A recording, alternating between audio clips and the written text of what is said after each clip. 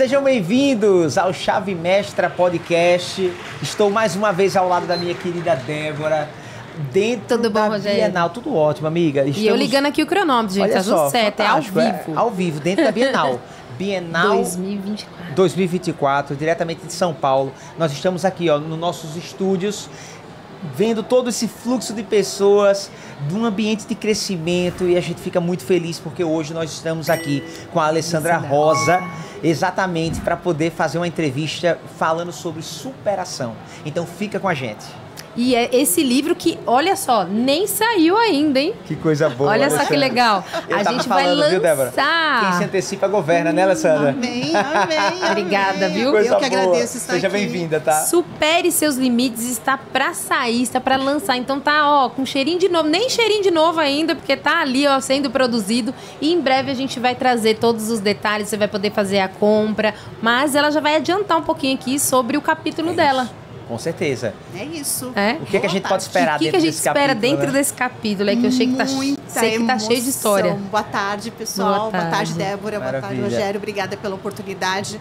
Eu tô aqui em nome, né? Nós somos em 30 coautoras, né? Então, eu venho falar um pouquinho do meu capítulo, né? O convite, assim, foi uma surpresa, uma feliz surpresa, grata. Veio num momento muito singular na minha vida. Porque hoje eu tô até emocionada, confesso. Porque tá aqui na Bienal hoje, após 40 anos, eu preciso contar para vocês. Conta. Tá até no prefácio do meu capítulo sobre isso. Quando eu tinha por volta dos meus 11 anos, sou filha única, tá? De seu Martins e Dona Jurema. Seu Martins já partiu, acredito que onde que ele esteja, deve estar orgulhoso da filha que está nervosa aqui. Sempre tinha excursões de escola. E eles não deixavam eu participar, porque era perigoso, play center, aquela coisa. Eu sou 50 a mais, tá, gente? Eu também conheci o play center, hein? Então ele não permitia. E a professora, eu tô lá em sala de aula, vai ter mais uma excursão. Eu nem me animei, né? Falei assim, não vou, não adianta nem falar nada em casa. E quando ela fala Bienal do Livro, nossa, eu enlouqueci. Eu falei assim, eu preciso ir. Isso com 11 anos. E vir para São Paulo foi minha primeira excursão, minha primeira viagem. E quando eu tive a Bienal, não era aqui, era lá no Ibirapuera. Né? E eu fiquei assim, extasiada com aquele movimento de gente, livros, e eu gostava muito de escrever poemas na época. E quando eu tive na Bienal, eu falei assim, eu vou ser escritora um dia. Aquele sonho de criança, sabe? Calou. E a vida seguiu seu rumo. E nem esperava. Quando a Ana Laura me chamou, primeiro eu achei que fosse pegadinha, tá? Confesso. Porque no universo de mais ou menos 99 milhões de pessoas no Instagram no Brasil, me achar, eu falei assim, não, tem alguma coisa estranha, tá errada. Aí ela foi super insistente. Eu falei assim, Ana Laura, talvez não seja o meu momento, por questões que eu tô passando. Mas daí eu fui, né, no sagrado, lá no quarto, orar. Daí veio aquela lembrança, né, que é a memória afetiva. Por que não? Né? Mirei na lua, acertei as estrelas, né? E tô aqui após 40 anos como coautora, falando da minha história. Alessandra, então, assim, que coisa linda. Quando eu coloquei os pés aqui hoje, eu comecei a ver as crianças, vendo os livros. Vendo com 11 anos. Me vendo quando veio, sabe? A memória. Porque eu tava, até entrar na Bienal, eu tava ansiosa, mas com uma... da preocupação que a gente fica, né? Porque a gente se coloca muito na exposição. Quando a gente vem falar num podcast, a gente se coloca exposto e a gente tem muito receio disso. É natural nós, enquanto ser humano, né?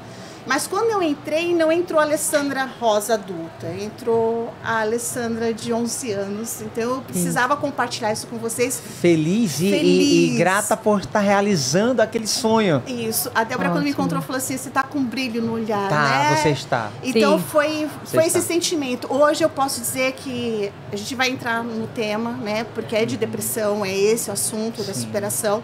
Mas hoje eu posso dizer de todos esses dias, desses meses que eu tenho feito os meus enfrentamentos, hoje eu posso colocar na minha linha do tempo um dia feliz. E gratidão por vocês, a Deus por eu estar aqui. E que bom que a gente faz parte desse dia, viu? Porque pra gente é muito bom você fazer parte da editora, né? E Deus une propósitos, né? Então, quando a editora te encontrou e pediu para você trazer a sua história de superação dentro do capítulo, é exatamente porque nós acreditamos que era para ser dessa forma. Não acredito. Esse capítulo, ele precisava da sua voz, precisava da sua história, precisava desse seu testemunho, né?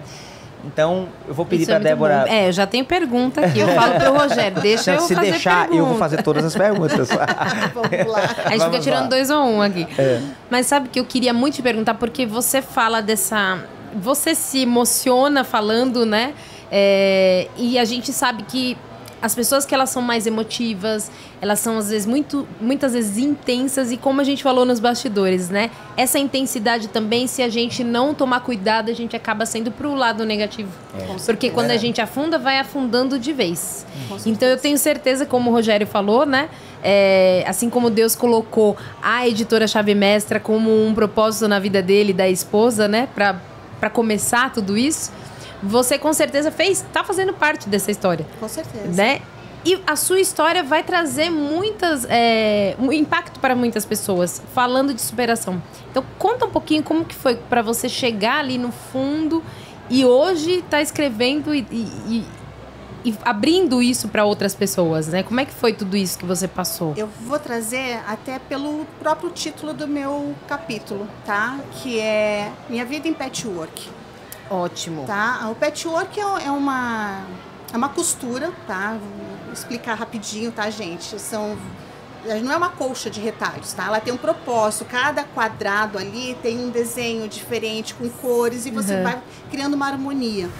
Vai se costurando, é isso, né? Vai se costurando e você vai montando desenhos, tá? Depois, quem tiver curiosidade, entra lá na internet, procura patchwork para entender. E eu caracterizo a minha vida como uma colcha de patchwork. Por quê? Porque ela não é uma vida linear, tá? Ótimo. Eu não tenho uma história assim linear. Ela tem até os meus 14, 15 anos ela veio, né? Linear, sou filha única. Os meus pais me trataram com todo zelo. Eu vim de um lar muito tranquilo, um lar funcional, não disfuncional, com muito amor, cercada de todos os bons estímulos. Então, assim, até eu entrar na minha adolescência, minha vida era um mar de rosas. A partir da minha adolescência começou os conflitos, eu casei muito cedo, casei com 17 anos, fui mãe aos 19, tive uma separação, enfim. E aí entraram alguns processos dolorosos, que foi onde culminou essa minha depressão. E a vida nem sempre é um mar de rosas, né? A gente olha, nossa, eu não imagino que você tivesse passado por isso. Mas trazendo o contexto do próprio livro, eu entro numa cena, estou num avião, tá? Viajando a trabalho para Santa Catarina, um voo daqui de São Paulo para Criciúma. E começou a me dar taquicardia na noite anterior.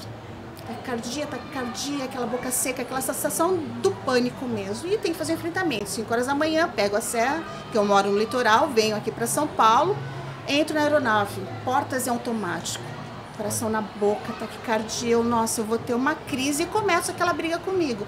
Tantas viagens, né, acostumada, faz parte do meu dia a dia, e eu nessa situação aqui, conclusão, o avião acabou arremetendo, tive uma crise de pânico muito séria, não consegui controlar e fui para a empresa, não consegui atender o cliente que estava esperando, enfim, me senti um fracasso, péssima em decorrência disso, porque eu já tinha tido a depressão há anos atrás, tinha teoricamente curado, porque a depressão é assim, né? Você vive ela um período, você entende que você tem uma alta, mas ela, dependendo do que acontece, ela volta, né? E quando ela volta, no meu caso, tá, gente? Para mim ela foi muito mais difícil de enfrentar.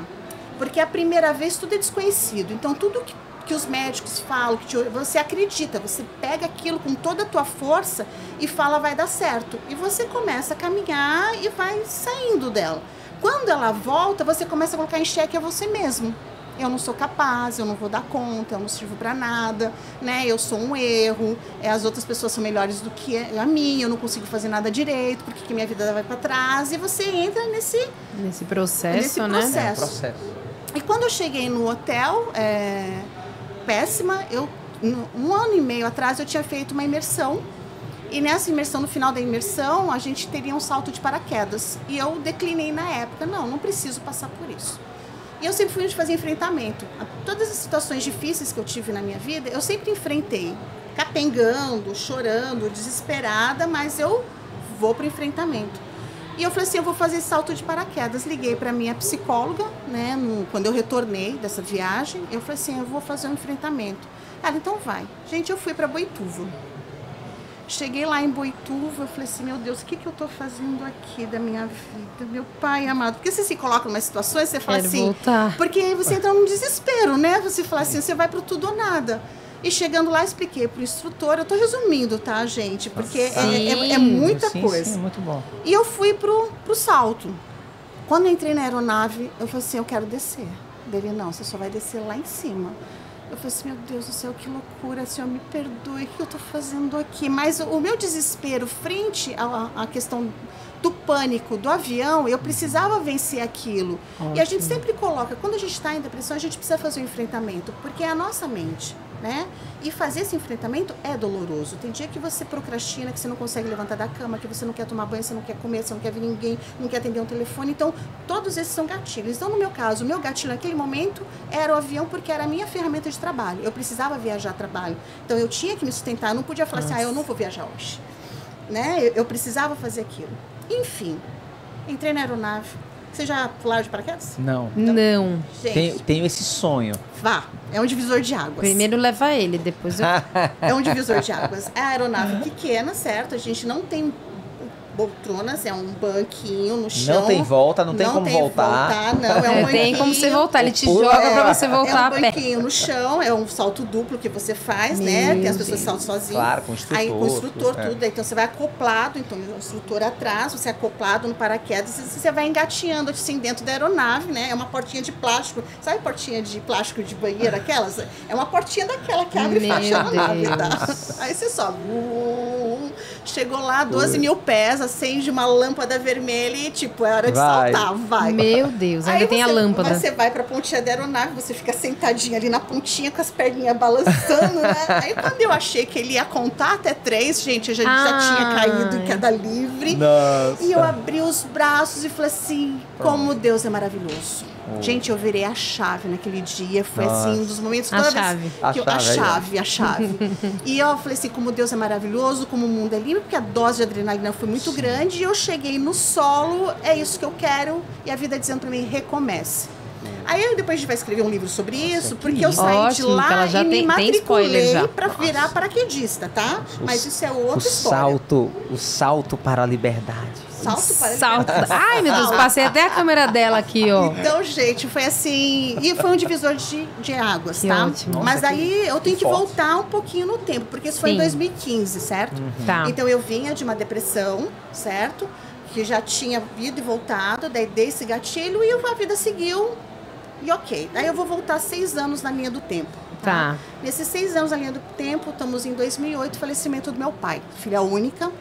Em 30 dias meu pai ficou muito mal, teve um AVC em casa, a gente começou a correr, ele já estava com um câncer muito avançado, com metástases, não tinha mais o que fazer. A gente descobriu que ele tinha escondido isso da gente por muitos anos para não se preocupar. Então, quando a gente de fato foi buscar recurso, ajuda, infelizmente a gente não teve o que fazer.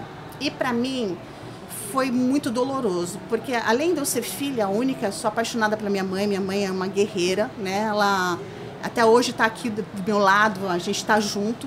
Só que meu pai era a minha vida. Eu era aquela filha que queria ser o filho, que ele não tinha, porque era só eu. Né, então era o chaveirinho do meu pai. Então onde meu pai ia, eu ia junto.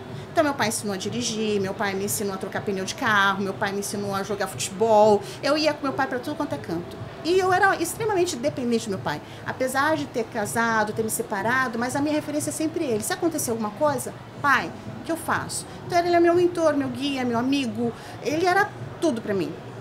E eu estar naquela situação e não conseguir salvá-lo, que ele quem me salvava, foi o dia mais doloroso da minha vida, porque a gente passou 30 dias eu indo e voltando, ele ficou hospitalizado em Cubatão, no litoral, lá na Baixada. A minha mãe passou todos os 30 dias com ele. E eu tinha meus filhos pequenos, eu tenho 3 filhos, né? Hoje eu tenho a mais velha, a Tayana, né? Falar dos filhos não apanho depois, né? A Tayana de 32. Olha, ela tá falando, eu tô de prova aqui, eu e o Rogério, a viu, Alexia de 26, está fazendo faculdade lá em Campos do Goitacazes, está longe. E o Johan de 19 anos. Então tenho 3 filhos maravilhosos. Ótimo. E eles eram pequenos, né? Então eu ia e voltava e a mamãe ficava no hospital. Nesse dia específico, era de manhã, eu fui lá visitá-lo. Quando eu tô voltando, a minha mãe me liga. Filho, teu pai partiu. Eu não sei descrever a dor, tá? E eu tive que fazer toda aquela correria, né? De translado, enfim, toda aquela questão. E eu fui colocando para dentro o meu sentimento. Então eu não vivi o luto do meu pai. Porque eu estava no meio de um processo de separação. perdi meu pai com 3 crianças pequenas, eu não trabalhava e eu ia virar rimo de família, a minha mãe totalmente desolada, porque a vida dela era o meu pai, ela não trabalhava. E eu me coloquei na responsabilidade de assumir essa família. Então foi muito pesado para mim, com 35 anos. Sabe? Então assim, até então eu era filha do seu Martins, da dona Jurema, esposa de fulano, e a partir do momento eu era rimo de família. E foi uma pressão muito grande, e foi aí onde eu descobri quem eu sou. Foi onde nasceu de fato a Alessandra pela Alessandra. Então foi um processo doloroso, você conseguir trabalhar, encontrar lugar, recomeçar do nada, né? Porque assim, uma coisa é você, tipo, eu tô trabalhando, o pai falece, mas você tem uma estrutura, e você perder toda aquela estrutura e do nada você recomeçar. Então a minha responsabilidade foi muito grande aí, porque eu não tinha uma rede de apoio. Você estava sendo a rede de apoio, às vezes, para muitos, né? Para muitos. Então, assim, tudo isso foi muito pesado e eu entrei nesse vórtice de calar o que eu sentia. E todo mundo sempre me viu assim. Sorrindo. Sorrindo. Ah, ali não tem problema. Agora, o que você acredita, assim, né, Rogério? Porque a gente fala aqui muito de superação, mas a gente sabe que cada um aí tem a sua dor. Sim. E tem o seu momento de superação, mas eu acredito que todos precisam passar por esse autoconhecimento, por viver esse luto, mesmo que esse luto já tenha sido lá há 5 anos, né? O Rogério que está aqui, que fala muito melhor que eu aqui sobre isso, né? A gente sabe aí no grupo Chave Mestra que você fala muito sobre isso, mas mesmo que você não tenha vivido aquele luto, precisa em algum momento você olhar para dentro, né? Porque senão como vai superar? Se não olhar para dentro, não existe o caminho de saída, né? Não resolve. E diante de tudo isso, como você percebia que poderia ser a sua vida se você não virasse essa chave? Porque eu me vi num momento que eu não podia chorar. Eu não podia falar assim, ó céus, ó vida, quem vai me salvar? Sabe? Aquela coisa da princesa não existia. Então, assim, você começa a fazer contato, você começa a encontrar alguma alternativa. E o que eu fiz na época? Eu tinha uma vizinha e ela sabia que eu era muito comunicativa, tinha uma vaga de emprego para uma moça, para uma pessoa fazer prospecção de clientes, né? E no passado eu já tinha trabalhado com vendas lá no Paraná, que eu sou paranaense, sou de uma cidadezinha pequenininha de 25 mil habitantes. E eu comecei ali, sabe, como vendedora, e fui começando, e o meu ramo comercial foi acontecendo através disso. Só que o que eu trago, assim, que muitas vezes as pessoas não conseguem entender, é que quando você está num processo depressivo, você não quer acreditar que você está no processo depressivo. Né? Então você tem os pensamentos, você tem a tua procrastinação, você tem um dia que você não quer comer, tem um dia que você não quer sair de casa e você não entende que aquilo já é um sinal. E isso é o perigo. É, né? O grande perigo, sabe? É uma tristeza que vem e você fala, nada tem graça. O que eu estou fazendo aqui? Sabe? E você começa a fazer as coisas muito no automático. E você começa a fazer pelos outros. Então eu não levantava mais por mim, eu levantava pelos meus filhos e pela minha mãe. Mas pela própria Alessandra, eu não tinha vontade de fazer. Uhum. E isso foi se agravando, e foi ficando mais pesado. Então eu fui suplantando com, sabe aquela frase que a gente usa, o vazio de uma vida muito ocupada? Ótimo. Então eu comecei a me encher de responsabilidades para poder fugir de quando eu estava só comigo, que eu entendia que aquele vazio não estava legal, me faltava alguma coisa, sabe? E você vai se perdendo no meio do caminho. E foi quando eu comecei a buscar o autoconhecimento. Então, por volta de 2014, 2015, que foi a primeira imersão, eu comecei a buscar o autoconhecimento, fui fazer imersões, fui começar a estudar para entender o que estava acontecendo comigo. E quando a gente fica doente, a família toda fica doente. Né? A mãe fica doente, minha mãe ficou, meus filhos ficaram, cada um a seu tempo e as suas condições, e você vai tentando equilibrar pratos. E quem olha de fora te vê e fala assim, nossa, ela tem uma vida perfeita, ela não tem problema, ou ela... Porque eu nunca fui de me vitimizar e de chegar e contar, porque eu falei assim, é ruim você ficar falando dos problemas que as pessoas se afastam. Na hora da alegria, tá todo mundo perto, né? Agora, na hora que você vai compartilhar problemas, as pessoas têm vergonha de falar que tá com depressão, porque você já é vista de uma maneira errônea. No ambiente de trabalho, para nós mulheres, Rogério, você sabe disso, a gente tem essa questão, as mulheres sofrem muito em decorrência disso, a gente é muito colocada de lado quando você fala que você tem problema com filhos, ou que você tem problema de saúde. Isso ainda é hoje... Nossa, Acho que o mundo cresceu muito em relação a até de relacionamento. Até de relacionamento. Tem o problema de relacionamento. Já existe isso? Já tem um tabu. Eu sei que a gente já melhorou muito, mas ainda existe. Então, isso eu tô falando de 20 anos atrás, quase. Então, você falar que você tinha uma depressão, nossa, falar que você ia um psiquiatra, então, meu Deus, é louca. Sim. Né? Então, os rótulos que nos colocavam. Então, eu aceitar isso foi o mais difícil. Mas trazendo para a realidade de hoje, né? Porque é muita coisa, é muita história junto, entrecortadas, né? Eu falo que Por isso que tá vindo aí o livro solo. Solo. Então, é muita história. Livro solo, já tem aí o livro que tá saindo também. Dia 2 de novembro. Somos 30 coautoras maravilhosas. A gente tem um grupo lá no WhatsApp, Legal. Então a coisa tá fervilhando. Vamos disponibilizar aqui o link para você conhecer mais sobre o livro na descrição do vídeo também. Bacana. Com certeza. E aí, quando for lançado, você já tá na... para você comprar o livro. Sim, você já compra na como é que fala? Pré-venda. Pré-venda. É isso Pré-venda. Já tá na pré-venda. E daí, trazendo pro presente, quando a Ana me chamou, é justamente nesse segundo momento que eu tô da depressão, tá? Então, eu tô em tratamento novamente há 3 anos. E quando ela vai e volta, e a gente chega nos 50 mais, com os filhos adultos e vários questionamentos, eu falo, o que eu vou fazer da minha vida? Sabe? Pra quê? De passar 3 dias, 4 dias da semana sem querer sair do quarto. Eu não tenho vergonha de falar, porque quem tá com depressão entende o que eu tô falando, de não querer tomar banho. E isso é um ato de coragem maravilhoso, porque não precisamos guardar conosco. Sim. Quando você compartilha, você leva exatamente a porta de cura para as outras pessoas pelo seu processo, Sim. pelo que você vive de processo. São outras pessoas que vão ser impactadas com isso e que vão encontrar caminhos para sair também dessa situação difícil. E existe ajuda. Isso. A gente ficar sozinho não vai resolver, sabe? Então procura um psiquiatra, procura um psicólogo, sabe? Fantástico. Fala com a família, peça ajuda, porque a gente entra numa situação que você não quer falar. Porque tá doendo.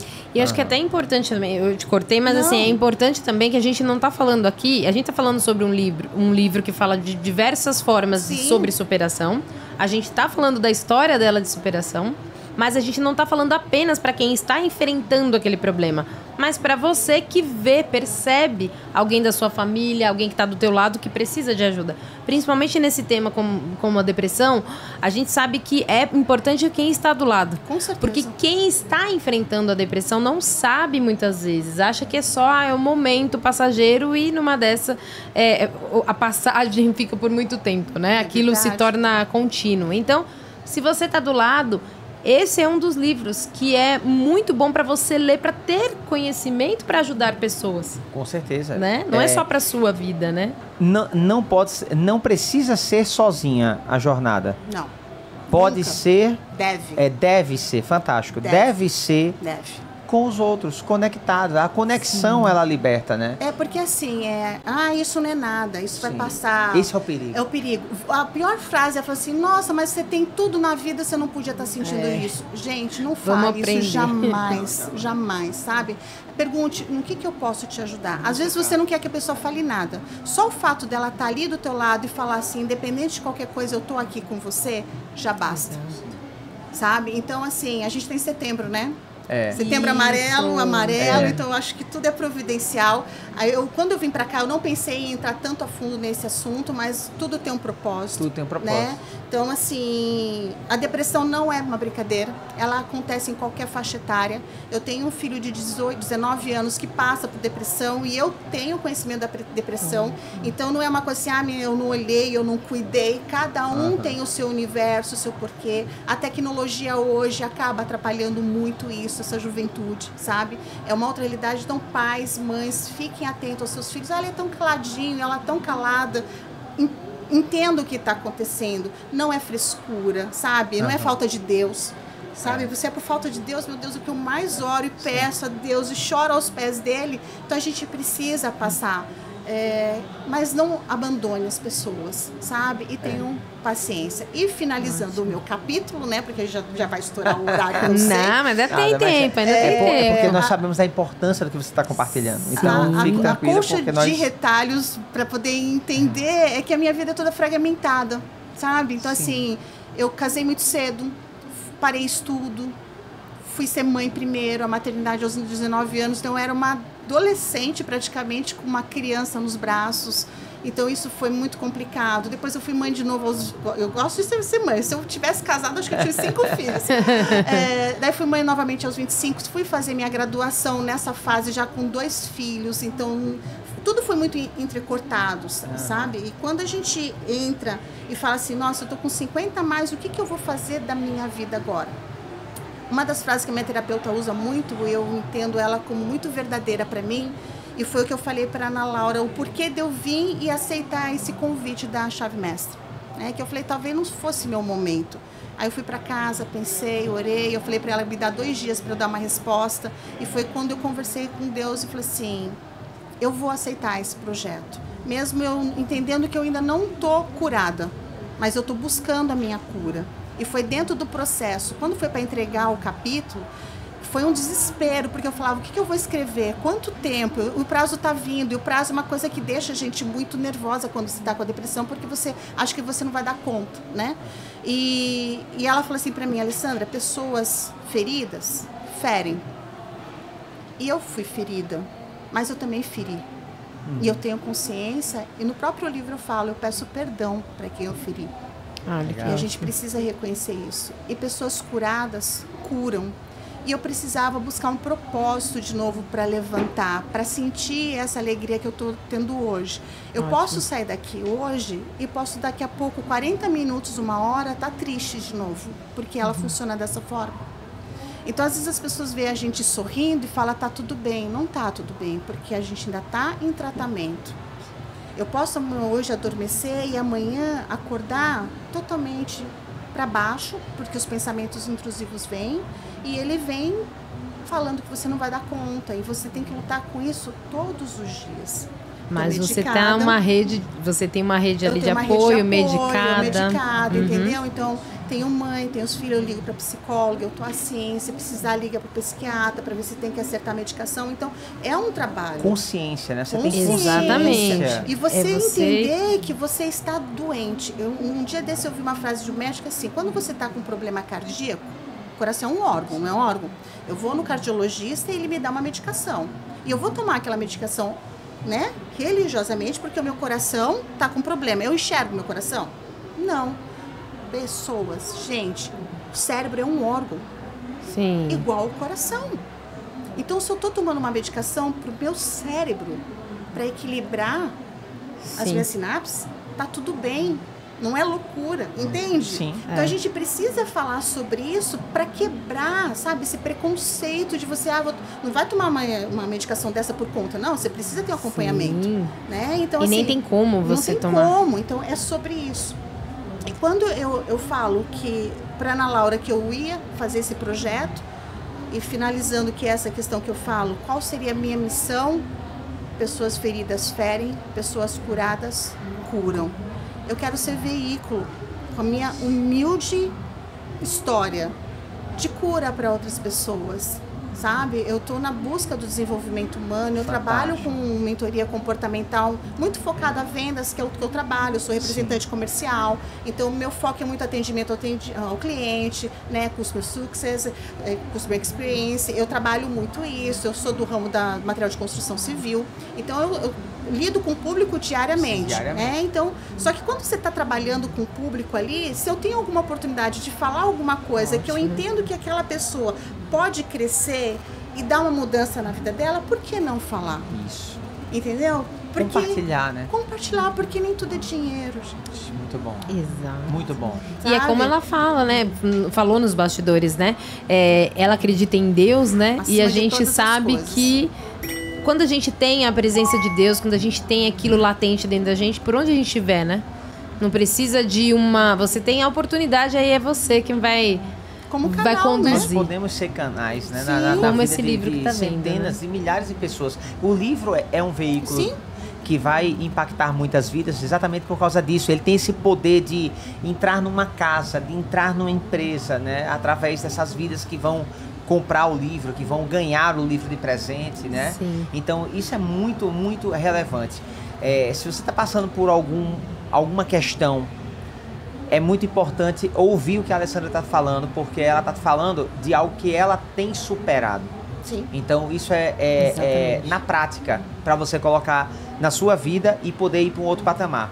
Alessandra, eu queria que você olhasse naquela câmera e dissesse assim, diretamente para a pessoa que está do outro lado, talvez passando por alguma situação desafiadora.